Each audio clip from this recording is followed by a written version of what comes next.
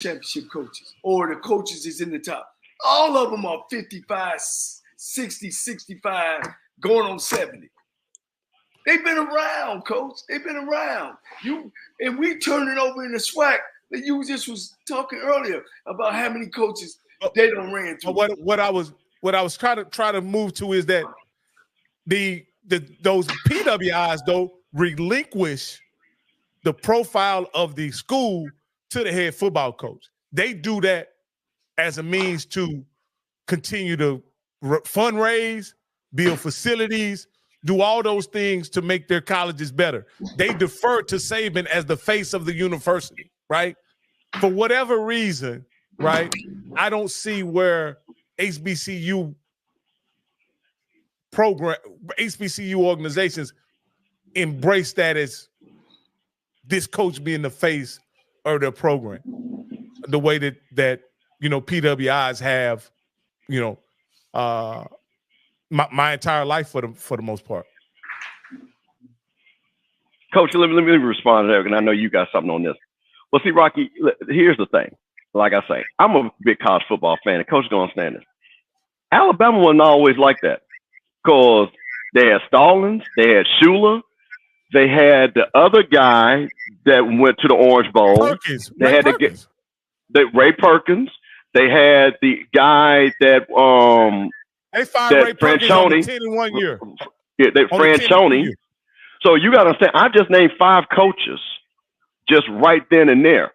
So it's not always like that because, again, what happens is you get see, first of all, programs like Ohio State, Michigan, Alabama, USC, first of all, they have the infrastructure to always be great.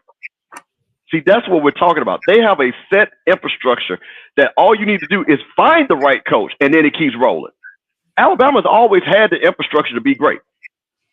Ohio State, Michigan, LSU. Even that's why people in Florida are like, oh, wait a minute. This is not because we have the infrastructure to be great. Clemson. So when you start talking about these legacy programs, that's what happens. Now, with the HBCUs, when you start talking about our blue blood programs, the Jackson States, the Florida A&Ms, the Grambling, the Southerns, it was the force of will by the men that led those programs, not the infrastructure. Right. Because Eddie Robinson created the infrastructure.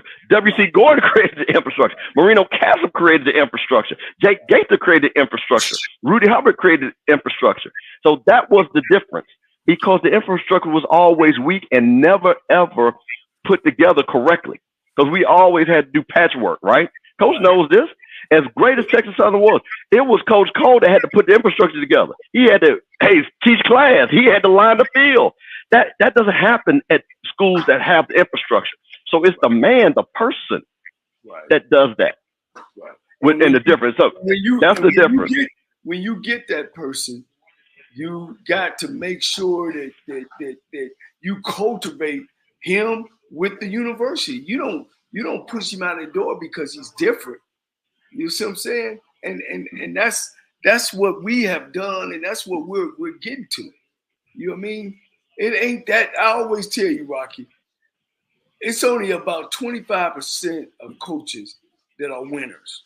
That's other 75, they're going to fly through the night, coach. It's just like that. Everybody is just not a winner. But when you get one, you need to hold on to them and give them what they want. Simmons is a guy. You know what I mean? Don't play with him. Simmons is a guy but like you said earlier, his goal is to be able to get a job at a Division I major school. And he ain't going to get it, like you said earlier, at Florida A&M. He could win 5 national championships, 10. He ain't going to get one. He going to have to take the same route, assistant job somewhere. So how can you guys who are deeply entrenched in HBCU culture, right, have the understanding that his goals are to be a Power 5 coach, and in order to do that, he has to take a different path at this point in his life?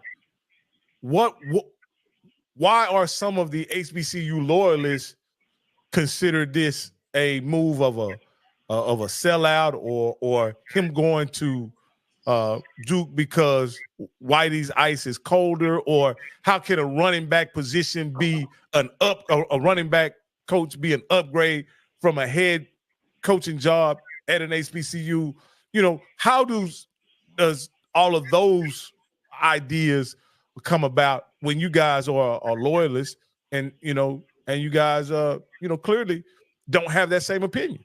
I'm gonna let the bishop answer that because that's a people's thing. Well, here's the thing. So, okay, so here's where the heart leads before the head, right? So you see, we know how great Coach Simmons is. Coach Cole knows how great he is, right? So, and I'm talking face value at first, okay? Because Coach Cole knows the deepness and the thing about it. But if you tell me I have a great coach and the best you can offer him is the running back coach position, and then we talking face value, and then you go do what I do and go look and see who the OC is, and you know my guy has a better resume than this guy who has never even been an OC, okay? So then I get upset to say, you know what, treat my guy fairly.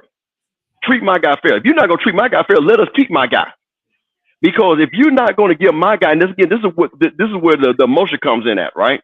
Because I can look at this guy, and I wanted to see who was the guy that Manny Diaz thought that was a better guy than Coach Simmons. Okay, Rocky, do you understand this guy that's going to be the OC at Duke was a quality control system in just 2021? Yeah. Okay? A quality control system. If you go look at his resume, he wasn't even a real OC at Southern Methodist. Okay? The white man gave him a title just so it could look good on a resume because he was the co-OC. He wasn't even calling the plays. So you're going to tell me as a black, now see, this is where the black man part comes in at.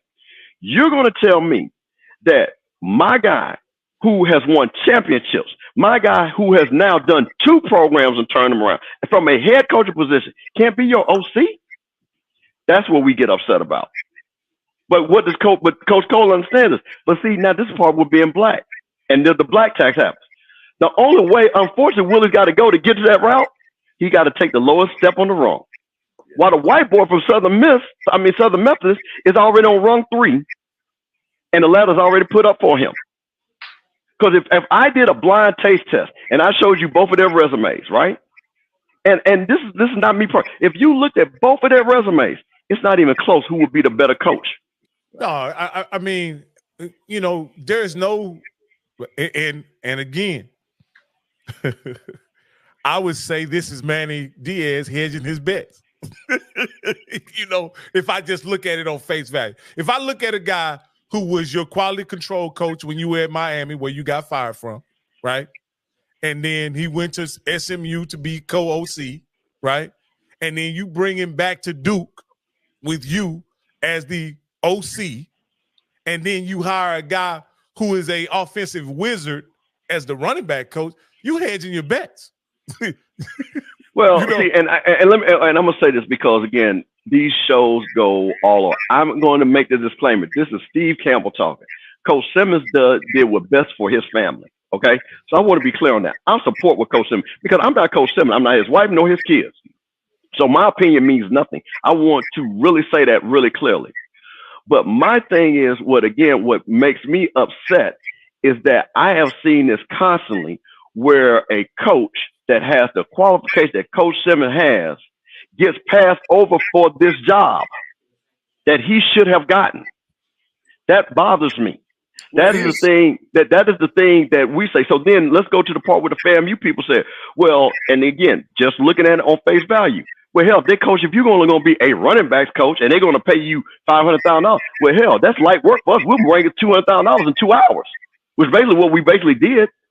To say if it's the money, we'll make sure the money is right because that's usually what happens. Well, you know, they don't pay me enough and whatever. Well, that was never a case. So that was great what we did because I think what FAMU wanted to show was, you know what? If we got somebody that is worth the money, we have the money to pay them. Because this is what this is going to start coming down to. But Bishop, let me say this to you. Why does it take to pay a winning? Simmons been great when he came in. True? Absolutely. Then why wait? At HBCUs is the only place where the head coach don't make more than the president. You knew what you were getting when you got him. He was a championship coach then. So why does it pay? And here's the other thing. You know, let's talk about facts. 95% of athletic directors in the United States are white. At those big schools, the alumni that give big money are white. They're not ready today, especially with Trump making a push to the presidency of bringing a black man to run our program. They're not doing it. So the only way that we can get there, it's like the Underground Railroad. You know, man, I got to take me a little running back job. Then I'm going to make it to the wide receiver. Because, you know, the running back job is one of the lowest paying coaches on the staff. I didn't want to give our crowd that information. They'd be like, no, you never should have went. No. But so you got to get in there somehow. So this is what I will say in that situation, right? Running backs coach may be the lowest hire, but the $500,000 salary for the running back coach is among top Power 5 offensive, especially in the ACC. I'll just put it like that, in the ACC. Maybe not in SEC, but the ACC. But here's the and I want to bring this out because I know we're going all over the place, but this guy has literally been an offensive analyst for 9 years. And I don't know if he called plays this past year, but he was a co-offensive coordinator and quarterbacks coach. So you mean, see, this is why Manny Diaz is not a good coach, right? Anyway, that's a whole nother conversation because he's hiring a guy that was, coach. If you were a offensive analyst for 9 years, where is your career going, coach? Whew, that's a long time. But it's all about the break, man. It's all about the break. Those guys talk about jobs all the time, man. They pass each other's jobs all the time. It's just us, the one, you know, we got that little window.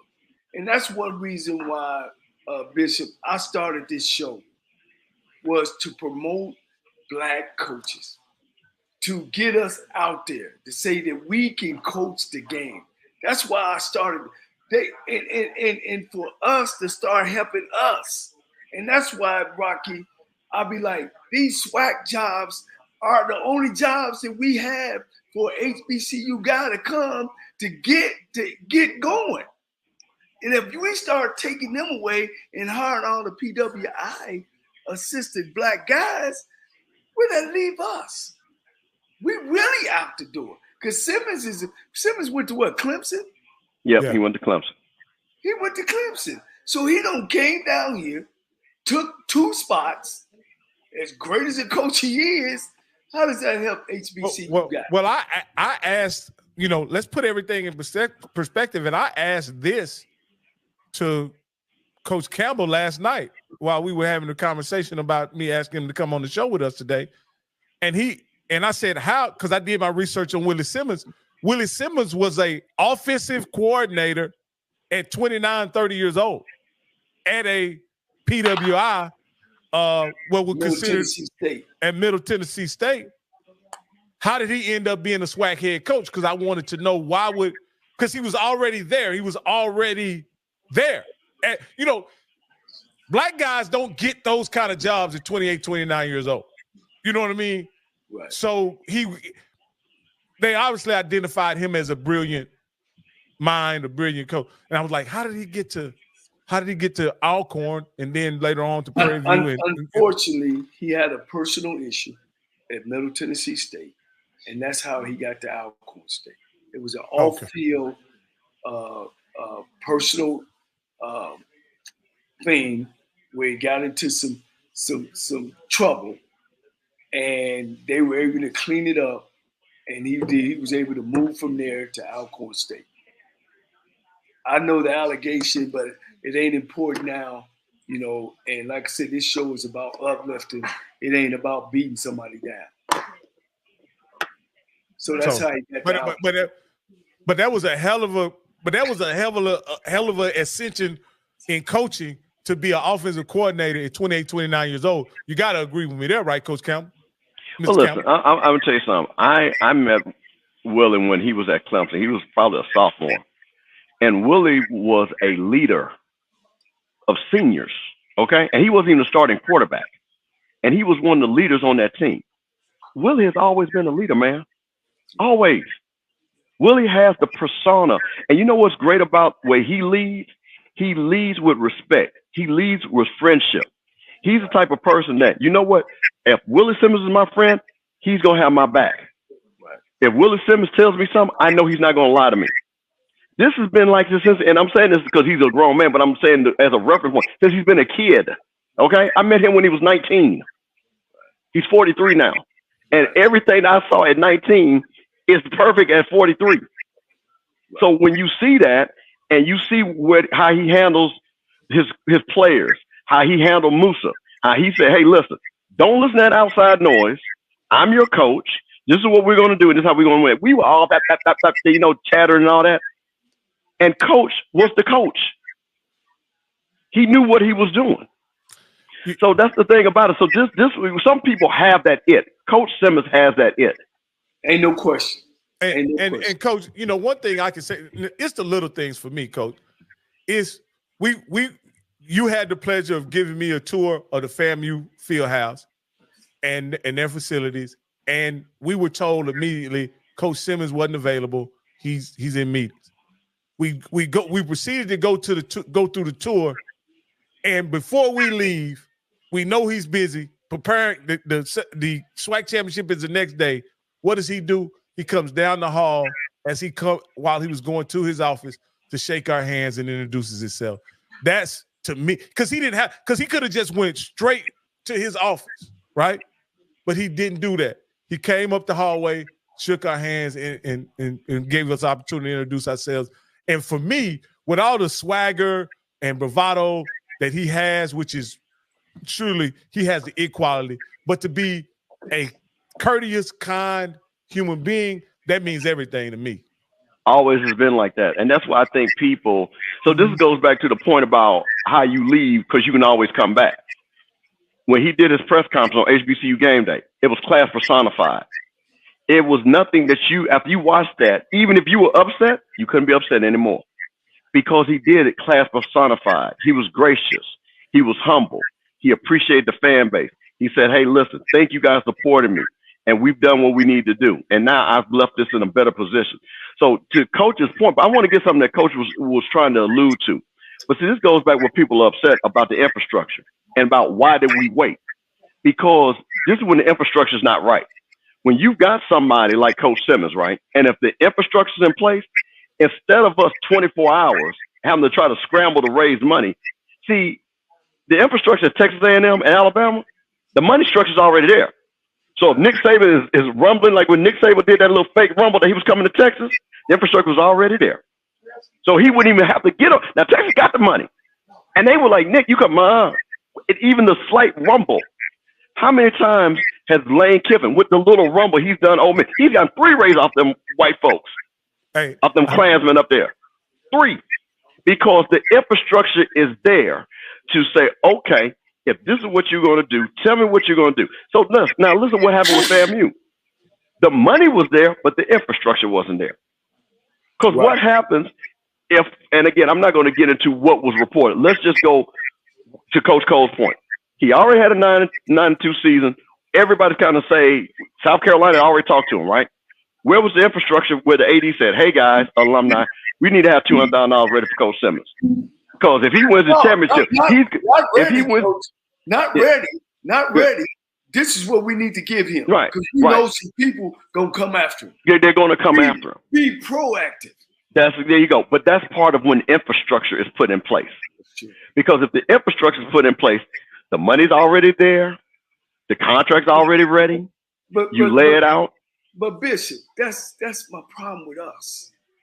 You know, we'll ride that damn horse, man, and he running like a damn gallop. And the day he get on his damn ankle, I'm ready to throw his butt back to the stable. And that's why I was telling you, Rocky, yeah, right now he's 12-1. He's rolling. As soon as they have a bad season, man, maybe he don't ran his time out. Then be the same way, be the same proactive way when he go 12-1. But like you say, Bishop, the infrastructure ain't there. I you know what I think, Bishop? I think that we just don't know how to run programs. Now, because we're tied up into a personal thing. Oh, well, well, it's me, you know, and I don't want to. No, that guy might think he's something. I just think that's. I don't want to say us culturally because I know it happens in PWIs. Is it that you got to have those right people in place, those special people, like you say, Coach, that understands the structure. That as long as Willie Simmons winning, Florida A&M winning, I'm getting raises, enrollment going up, media coming out, ticket sales. Everybody got their Florida A&M shirt on from 1936. They don't know the magnitude. I mean, when I won at Texas Southern, Bishop, can you imagine we ain't had a winning season in 45 years at that time? You had guys back in the 60s digging through they and getting their shirts on, putting their shirts on. But the people in place didn't understand the magnitude. We were moving into a new stadium, Bishop. We were moving to a new stadium. We coming off a championship. Can you imagine? And you get rid of your winning coach? Who does that? Yeah. Who attacks? At Alabama State, Bishop, LC came there from Tennessee State after we won 2 back-to-back championships. Get to Tennessee State, we win the first East Division championship. Next year, we won the East Division championship. Do you know what they done? They went and hired a private investigator to investigate my winning coach so we can get enough on him to get rid of him. Who does that? But what you were saying, who does that, man? But here's the thing. I was telling somebody this today that I mentor. There's a reason why, when you look at jobs and they say experience necessary, 5 years, 6 years, 10 years. Look at all our ADs. How many of our ADs actually have assistant AD experience? Probably one. And I try to do this research. So you look, there's a reason why Ashley Robinson does what he does compared to the other. He had experience. So if I tell you, okay, and I'm going to use my AD, what experience does she have negotiating coaches' contracts? What experience does she have to put together a short list of coaches? And I'm talking about where you're in the room, where you're an assistant AD, right? Or you're the third, you're in there, but you have that title and you're sitting under somebody and they say, I'm going to teach you because this is what's going to happen when you become an AD. Right. When you go look at these people's background, they don't even have the assistant AD before they become the AD. So if you don't, from compliance officers to ADs.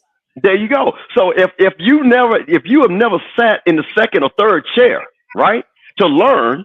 So when you go look at all these ADs at Georgia, Alabama, you go look at where they come from and go look at their resume. It is a building block where they've been in that second chair, where they understand coaching, hiring, compliance, fundraising. And then you know what the AD does? Okay, I'm going to give you this assignment. So you handle it, come back so you can show me. So then when he goes and gets the job at Alabama, he can say, well, I did this. I raised $100 million. And even though he really didn't, he raised 25 million of it, but he knows the mechanics of it. And this goes back about the infrastructure. So again, if I have an AD, so again, my opinion, if we know that Coach Simmons is hot as fish grease, right? Then you know what? Here's what I'm going to do. Okay, Coach, I want to offer you a contract. Coach, I don't know if I'm going to take it. Well, I already got a short list already ready. So when Coach made that announcement at HBCU game day, you know where he would have been at? Over in my office. And the next announcement is Coach Simmons is handing Coach Campbell the keys to the Ferrari. That's right. Because I've already talked to Coach Campbell the last 2 weeks. And I'm telling Coach Campbell through his agent, hey, is Coach Campbell interested? Well, what you talking about? Just in case. What do you think? This is how this works. So I got Coach Campbell's agent, I got Coach Miller's agent, I got Coach Cole's agent, and I'm already having a coach. If Florida A&M comes up, what would happen, Coach Cole? And this is your agent. Well, Coach Cole would be interested. Now you could be coaching in somewhere else, Coach. You could be at Lane College. But now I already have everything ready. See, this is the infrastructure. So this is where the frustration comes in at. Because what happens is now we look flat-footed, right? And we got money sitting in an account now. Can we do with this money? What can we do with it and everything? And we still don't have a coach. Right. And instead of having Coach Simmons working with you saying, you know what? I'm transitioning. I'm leaving because Coach Simmons loves family. You don't think Coach Simmons not going to help with the transition? Right. Right. So these are some calls. Hey, yeah, we got plenty of calls. But yeah, I'm just I'm just so proud of FAMU people because I really didn't like what happened with the whole Jackson State transition. You know what I mean? And you can blame it on Dion, you can blame it on whoever, but I just think the way it was done on both sides showed a lack of class, right? And so, and for that speaking, I'm just glad that you guys are willing to celebrate Willie as he transitions to his job, his new position, and he's always welcome back, man. And we want him to be successful. I'm saying this, and this is from the Rattler Nation. And if Coach said we want him to be successful, because then what you do is FAMU. You look at yourself and say, okay, you know what? Can we become a la Arkansas State or Troy or Cincinnati, where we can get the hot coach to come in, coach 3 or 4 years, and then they move up? I'll take that, because if they're bringing championships and consistency, then that's not, because that's a different part of how the game is played. I'm not going to say that about my players, because there's a difference about continuity with players. But with coaches, because of the level we are, if we got a good coach, he's going to move up. So my thing is, then let's put the infrastructure in place where every hot coach knows if that FAMU job comes up, I want to have that job. I want that job. Yeah. See, that's where. No, I was just letting you know that we got some callers, and let's start it. Let's start it off. Caller with the last 4 of 5240. You're live on the HBCU Coaches Corner with Coach Cole. I'm back in the truck up. Oh, okay. I can't talk on the phone while I'm bagging up. I'm bagging the truck. Oh, yeah. Come back to me. Be safe, man. All right. He said he's bagging the truck up. Got the truck driver, boy. They got to make sure it's right. Tell that doc up. Hey, 3363. You're live on HBCU Coaches Corner with Coach Cole. Hello, gentlemen. How y'all doing today? We good, man. We good. Who am I speaking with? You are speaking with JB, a.k.a. Carlton Gumbo, causing an off-skip. Okay. I love this topic that you got going on. Yeah, but JB speaking tonight, man. Mr. Gumbo's still on vacation. Okay, before I go any further with this, I want to give FAMU some props for doing this, man. And I say this, of course, I talked to Mr. Campbell an awful lot about the same topic. What I saw from FAMU last week was the first time an HBCU on the FCS level treat athletics through a business purview and not through a social consciousness, like social experiment. One. What we saw a coach who was popular, a coach who was delivering, a coach who was winning at his level, and of course, like as y'all said, if a coach is successful, he's going to get callers. And this is on the FCS level. This is on mid-level, FBS level. This is all levels of college football, basketball, except if you're winning anything, people are going to look at you. Sorry, I got a lot of blowback. Okay, but I'm going to have to say this too, and this is something about us that we're going to have to look in the mirror about as well. The reason I think why a lot of us are kind of upset about this is because there seems to be a mentality that says our coaches can't leave. Our coaches can't go anywhere because they're HBCU coaches, they're our coaches. All FCS programs are stepping stone jobs. I think the one thing that we need to start accepting is the fact that, hey, you know what? This is what college athletics is about today. This is what it's about. This is about, no matter how much money you get, a coach is going to leave. If he has ambitions to go to the next level, that is what a coach does. You got to have the next one in the pocket ready to say, okay, you know what? If someone's going to go, we got 2 or 3 people on speed dial. Say, you know, let's bring the next person in, next man up, next man up, next man up. But we sometimes do say, okay, well, oh my goodness, as soon as we do something, the white man is going to jump right in. For those folks who may not be paying attention, of course, you guys know this stuff too. Another coach from NDSU won 2 NCAA championships. He's a linebackers coach at USC. His previous predecessor won 3 chips at Kent State as a head coach. You have a coach who actually just balled out of James Madison. He's now at Indiana. They just moved up to FBS, and he went up to another paying job. My point is that the coaches are always going to be looking for their next hustle. They're always looking for the next job, next lined up. And for we to think that sometimes, okay, well, HBCU guys just stay because they're HBCUs, I don't think that those days don't exist anymore. And I think that we have to start looking at things as a business. This is a business that we're in now. This is no longer a cultural experience, folks. This is a business, and our practices have to reflect as much. And also, a damn good idea about the AD training and stuff, too. But once again, are we hiring people because they are competent in what they do, fundraising and everything else? And by the way, I would also suggest we should look at what other FCS programs are doing in terms of fundraising, infrastructure, everything else. And not really focus on P5. No one is P5 infrastructure. Let's see what our peers in our own weight class are doing and see if we could get some of their best practices and see what they do. Yeah, let me jump in there. And you know, you are correct, you know, about athletics is a business, and that's the way we got to treat it. We can't get into emotional that, oh, I want Simmons to stay here. You know what I mean? And here's you got to look at the big picture. The more head coaches or the more HBCU coaches jump from the HBCU SWAC to PWIs, the more opportunities it open up for us of saying, yeah, they do have some great coaches because they recruit our players, Bishop. Rocky, they recruit, you know, our players are actually jumping into the portals in the SWAC and going to major schools. And that's what it's all about. The math, the more the mass that we get and start getting on the next level, the more it opens up to the SWAC coaches and stuff and players getting on the next level. Well, you mentioned something. All get on the same playing field. He mentioned this. And I want to say this, right? Because there's all FCS jobs are stepping stone jobs, right? I will agree, right? We have agreed. But I think there's a particular situation where a HBCU job isn't the same stepping stone, doesn't give a coach the same step up that other FCS jobs give. Really, because at the end of the day, I want to say the coach at Washington was an FCS coach before he went to Indiana, if I'm not mistaken, right? You said really that an HBCU coach what is that? Jump from a head coach to another head coach. The coach at Washington, before he was at Indiana, he wasn't an FCS coach? He was at Elon first, then he was at James Madison. James Madison moved up from FCS to FBS. Oh, okay, and now he's at Indiana. So isn't that just my point? Yeah.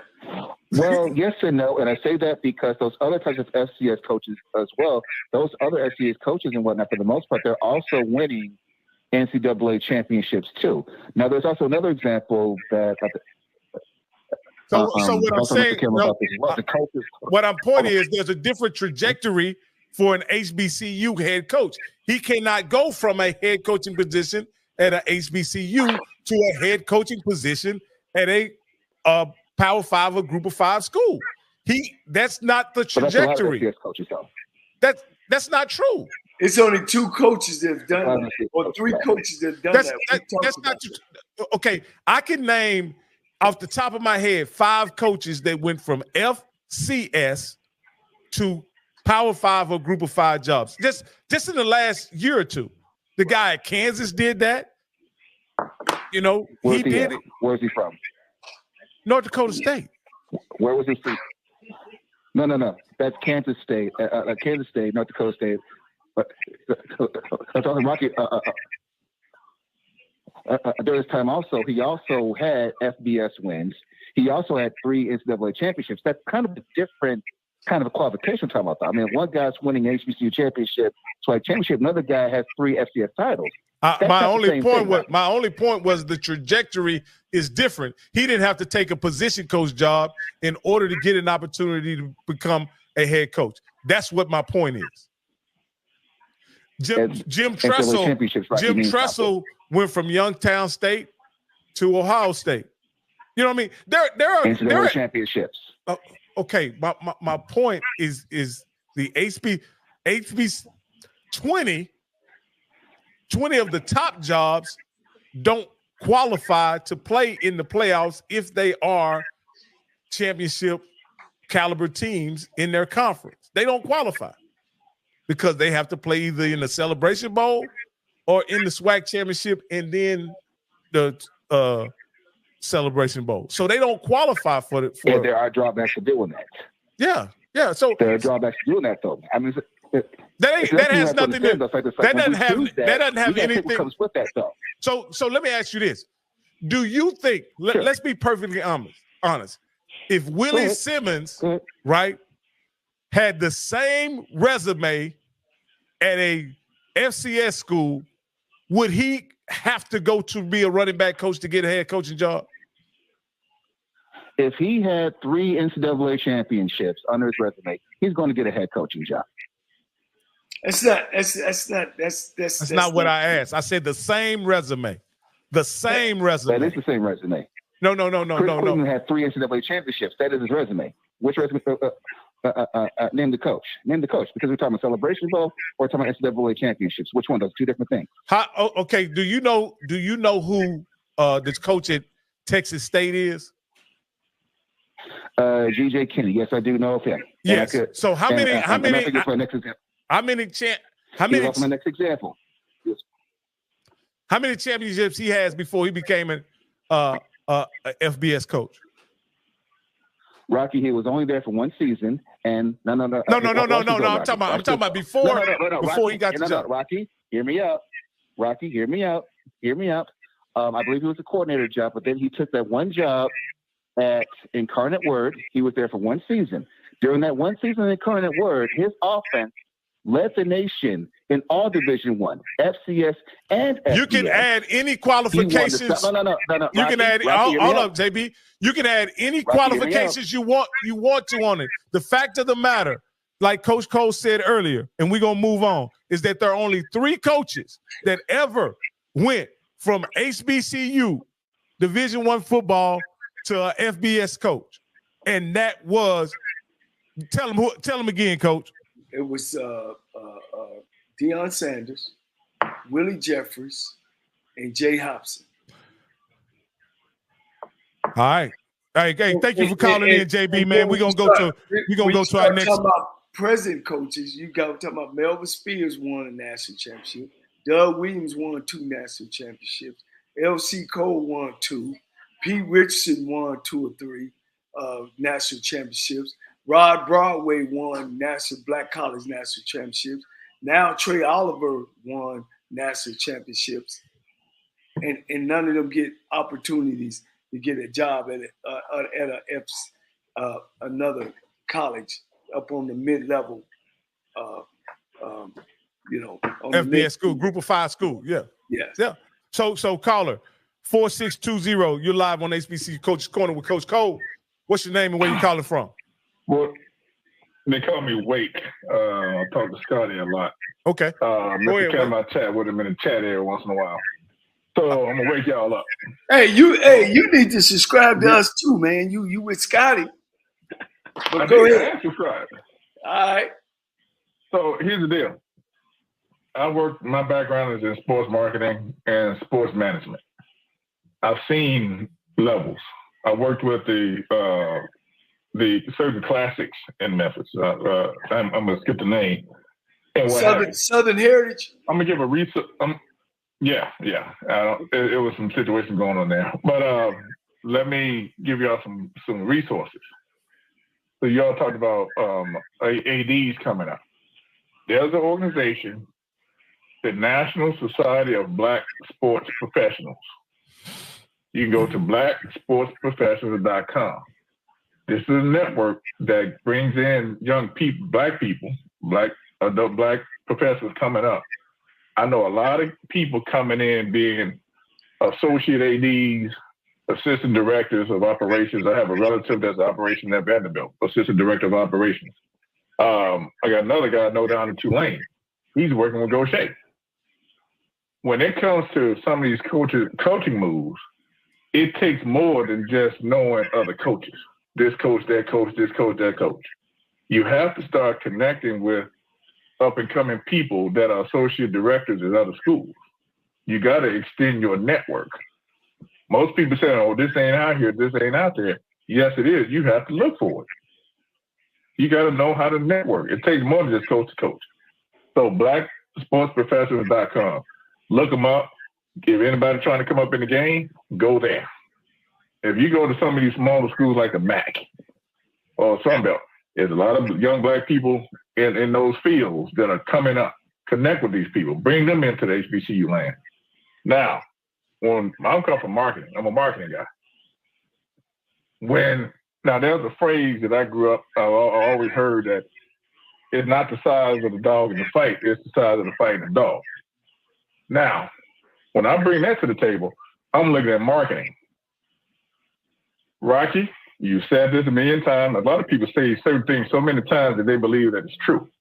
Believe that it's not possible. Stop saying that it's a defeatist attitude. There's a coach in the HBCU land will not make it to the FBS. You keep saying that. It's possible. The one machine that had Deion make that jump from JSU to Colorado was marketing. There is no infrastructure in sports marketing in these HBCU schools. So his Hall of Fame career, his Hall of Fame career, his 20 years in network broadcasting, they didn't have nothing to do with it. If that was the case, he would have been in Colorado or somewhere a long time ago. I mean, a long time ago. As far as I know, he didn't. He made enough noise. When Colorado saw that impact of all the impact they bring on the Jackson State, all the money he's bringing in, hey, if he can do that for them, he can do that for us, and we give him the resources, he's going to do it bigger. It was all about the marketing machine. The marketing aspect in HBCU land is not there. Now, I played at Jackson State way back in the day. Not too many things have changed.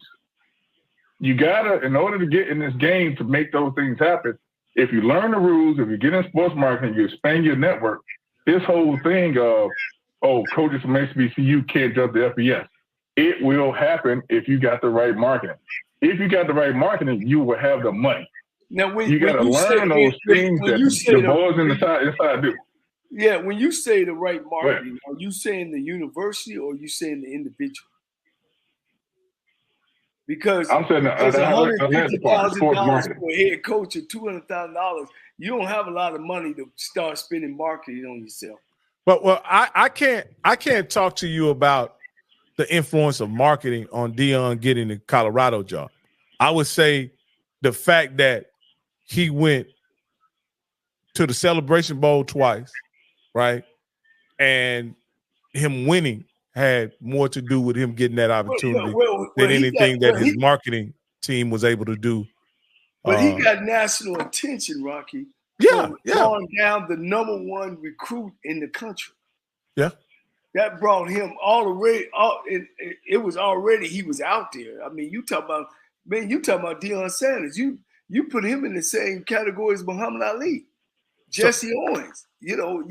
You talking about apples and oranges, but I understand what my man said. We got to keep sawing away, and we're not saying that it can't ever happen, my guy. We can't say that it ain't. But right now, I know what you're saying, but we got to stop saying. We got to stop saying. But here's my issue with what you're saying, Wake. You say if we stop saying it, does that make it go away?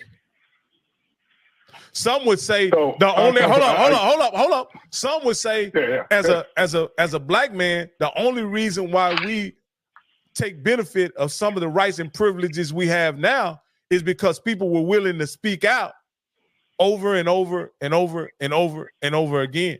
And that is the power of the people. Is using our voice to point out.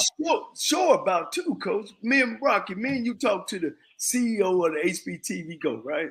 Mm-hmm. And we talked about why is it not any black coaches, analysts? Why not any guys that have came out of the SWAC or the MEAC on the sideline talking about games? We got people from the outside come in and analyze our games. How do we grow? How can HBCU grow to get us out there? Like you was talking about marketing. How do we do it when we don't honor and respect ourselves? We don't honor and respect the work that some of these coaches have done. You mean to tell me, Marky, that I can't be on the sideline or I can't be up in the booth and talking about a football game? Because I seen a whole bunch of bad coaching going on this weekend in the Power 5. Coach, let me piggyback on this. Let me tell you what, and this goes back about infrastructure, but I'm going to name 3 organizations that do exactly what you're saying. The NFL, with the NFL Network. Yeah. You come in as a boot camp. When you retire, you want to get on there, they have a boot camp for you. And then you start. And then they say, you know what? We'll put you out. And then they go to the teams. You know how the teams have the local shows and things like that? Because they go to the NFL boot camp. The NBA does it better than anybody. And then you know who also does it? To Coach Cole's point, which again is the SEC. Because when those coaches get fired, you know what the SEC says? Mullen, I tell you what, this is what you do. Come on in here. We're going to put you on the SEC network. We're going to have you. And ESPN, since we have a contract with you, we want Mullen to cover our games and speak to it. Yeah. So the infrastructure from the conferences or the organizations. So to Coach Cole's point, what should be happening is our commissioner from the SWAC should be saying, hey, listen, we got Coach Cole out here that's a SWAC legend. We got this coach out here that's a SWAC. I would rather for you guys to have Coach Cole on the sideline, and the money is the money because you got to understand what it is. But he's going to bring a certain gravitas, and then that's how the pipeline starts. That's what I'm talking about. And you see that with the NFL, the NBA, and the SEC. And that is 100% fact. HBCU fans want to see a comedy, want to see an LC coach. What are they doing? A Willie Totten, you know what I mean? A James, a Melvin Spears, a Doug Williams on the sideline doing reporting. We don't have that. Now, they have done a great job for women. They have done a great job for women on reporting. Shoot, sometimes you sitting up there with 3 women and 1 guy that ain't never put a helmet on. And I cheer for it. Don't get me wrong. But damn, that's what we about on this show, is about promoting us. You know, and I get it. Can we go into another caller, Coach? Hey, Rocky, can I give you one example? Can I give you one example? Go ahead. Of what I'm talking about. Go ahead. Real quick. Be brief. So I live near Canton, Ohio, where they got the Black Football College Hall of Fame mixed in with the NFL. I helped out with that. I helped with a documentary out in there. I told Scotty this. I told a whole bunch of people this. Here's an example, going back to FAMU and alumni, whatever, this infrastructure thing. Where here's an area where a lot of people hit me up saying I'm being ignorant, this and that, just because they don't believe it, they don't see it, they think it's true. Here's where a lot of money is missed out at HBCU. And if you've ever been to an NBA game or an NFL game, you will see this. With that Florida Classic, I asked Scotty, I said, hey, is there a program book for that? He had a show, I talked about a program book, a print program book. Print program books will make you, I would say on HBCU level, about $2 or $3 million for the year. Even one game. They say, oh, ain't nobody going to do a print. They ain't nobody doing print. I can show you today. I have the Indiana football book and the Indiana Sucks in the Big Ten. I have the book. That book made them $7 million last season. $7 million. We don't even do that. It's those little things that we ignore, that we say that it don't exist, but you say we need to follow what the big boys are doing, but our ignorance and ego and lack of knowledge prevent us from tapping into that. We miss out on a ton of money. So if you had a program book at FAMU, that thing with a whole seasonal thing, they've been $3 or $4 million. They could have went to the coaching, athletic department, assistant coaches, and spread out. Hey, thank you. Thank you for calling in, sir. I appreciate it. We've had Rocky. The bishop made some subject about what he's talking about. I've talked about what we do. We do miss out on so much money, but we do that like the bishop said. We ain't trained nobody.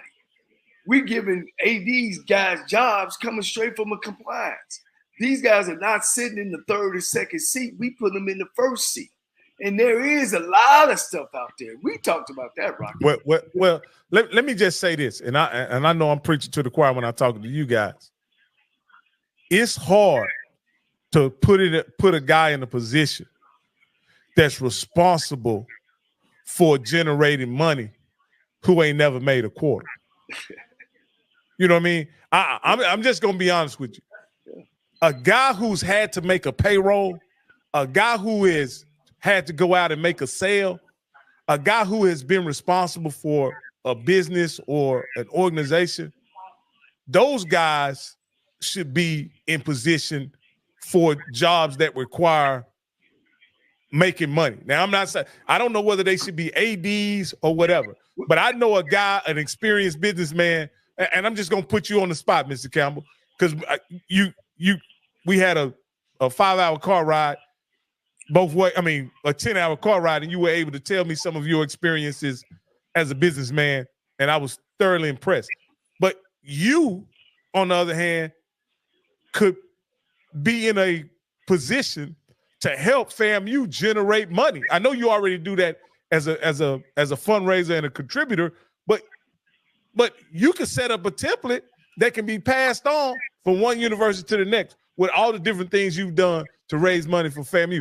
How many times has institutions reached out to you to assist them with fundraising or generating income? Well, here's the thing. Let's go back to what the caller said about the networking and things like that. Because yes, and I say this with pride, I helped my class raise $100,000 for FAMU. Now we're trying to raise $500,000. That's our next goal. But when people are on the side of taking this path, that they know they want to be an AD. So he talked about the person in Vanderbilt. See, also the problem too is they stay in those silos. They don't want to come to the HBCU because the money. They won't stay in that Vanderbilt SEC silo. They won't stay in that Big Ten silo. So some of the people that are really talented that we can get, they're like, oh, no, I'm going to stay. And you know what happens too? The white person that is now their mentor, don't go over there, stay over here. So we can't even pull some of our best and brightest over to us to be innovative. To say, you know what, I'm going to give you a FAMU that's a diamond in the rough, that you can turn this into a $20 to $30 million expense. Because if he's over there at Florida State, you know that white guy, well, you really don't want to go over there.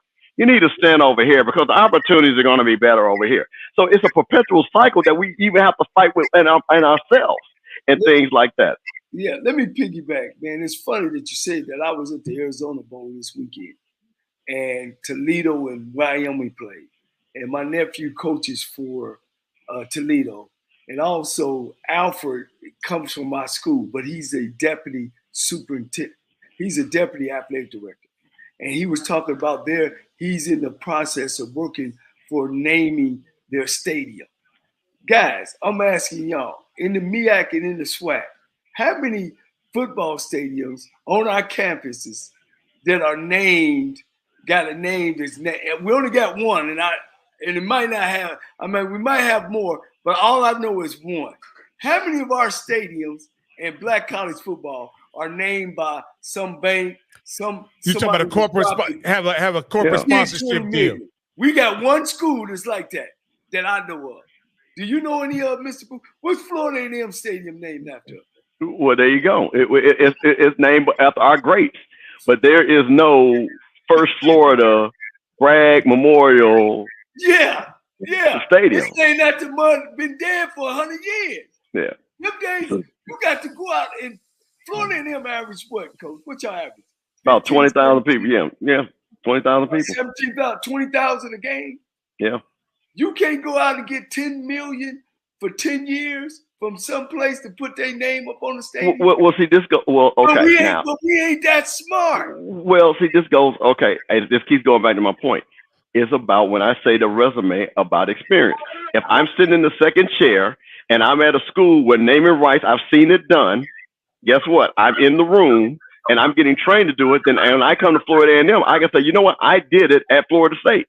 I was sitting in the room. I know I know who to go talk to. I know how to network with people. I know that you need not only the CEO, but you need the CFO and you need a marketing person all there. Because the CFO and the CEO are the ones that got to say, because this is what I think a lot of people don't understand about sponsorship. As somebody that sponsors, people say, sponsor me. The ROI has to make sense. And if you cannot go to a business and say, give me what you just said, and I'm going to turn $1, then it doesn't do me any good. And if you don't understand it from that very point of a ROI, because I don't want to see nothing about no deck, about, hey, put iWeave on Bragg Stadium. That means I didn't know how many wigs I'm going to sell. What are you going to do for me to sell hair? You're right. As every girl that comes through the stadium, are you going to give them a card with a QR code so I can pay for that big banner that you want there? See, and that's where the disconnect comes in at. And stuff like that. So when I see this and stuff, and this goes back again about the experience. And see, this is what also happens with our HBCU alums. I got a lot of phone calls. And I'll tell you this. I won't say his name. I have a classmate that was the chief marketing officer at Victoria's Secret, my classmate. He's not there anymore. So you understand, he probably knows marketing, right? He called me and said, Steve, what the hell is going on at FAMU? But see, they don't engage him, and he could have cut a check for $50,000. We have people at all these schools. You don't think Jackson State don't have alumni that work at these places? But again, if we have the disconnect of the alumni that have the experience, that you don't bring them to and say, I'm an AD, and I go to these people. We have the School of Business Industry at FAMU, one of the best business schools. And my AD doesn't go over there and say, can you tell me who your best alums are in marketing and have them sit down with me? So maybe I can do some networking and talk to their companies and corporations and stuff like that. That's the way to disconnect. But I tell you what they will do, and this is where, and I'm speaking about Jackson State. This is why I used to have a problem with Jackson State. I would go to Jackson State and say, hey, let's do this, let's do that. The first thing they said, well, Mr. Cam, just cut me a check. Cutting the check is not what I'm talking about. I'm trying to show you I can make you $1 million. Right. But see, they stop and start at cutting a check. But you don't make money by cutting a check. You make money by building a program to generate money. Network, yeah. That's what you have to do. So instead of you sitting down, when I said to Jackson State, hey, I got a way that I can sit back with all these girls on this campus. I can probably bring you in $200,000 a year. Guaranteed. We put it on the big board. I'm going to sponsor the boom. I'm going to do this. I'm going to put up this amount of money. No, Ms. Campbell, you know what we'd rather for you to do? We'd rather for you to sponsor the alumni for $25,000. Give us a table. Right. Well, Coach Rocky, you know what school got their name named after? What's that? It's UAPB. It's named after a bank. I think the bank have to build it. Well, you know, again, I think there's a lot of opportunities missed in HBCU football as far as generating money. My grandmother used to say this, and I'm gonna mess it up, but I'm gonna try to get it right. You have not because you ask not. Right. You know, we got any more callers? Yeah, we do. We actually do. So, caller, with the last 4157, you're live on the HBCU Coaches Corner. Go ahead, caller. Hey, how's it going, Rocky? Good, man. Who am I speaking with? Yeah, this is Daryl. Hey, what's up, Daryl? Calling for another number. Hey, a little under the weather here. Okay. Hey, you've had some. It's been some great topics tonight. I've been listening to. I think Bishop Campbell has hit it on the nose about raising money. You know, I believe all the HBCU colleges can come together and get the right marketing, and they can raise that money. But I do believe they also have to get the buy-in from the president that when they start having a winning program, it's okay for that head coach to be the face of the school, because it's going to not only bring in money, but it's going to also improve recruitment. I think that's the big issue when you start talking about advertising, that these HBCUs have got to get around. Yeah. That coach that's winning, it's okay for him to be the face. Hey, Daryl, can you turn down your background, Daryl? Because we can hear it in the. I think that's me, Coach. Okay, how about now? Yeah, you're fine. Go ahead. Is that better? Yeah. Yeah. So what I was saying is, I totally agree with Bishop.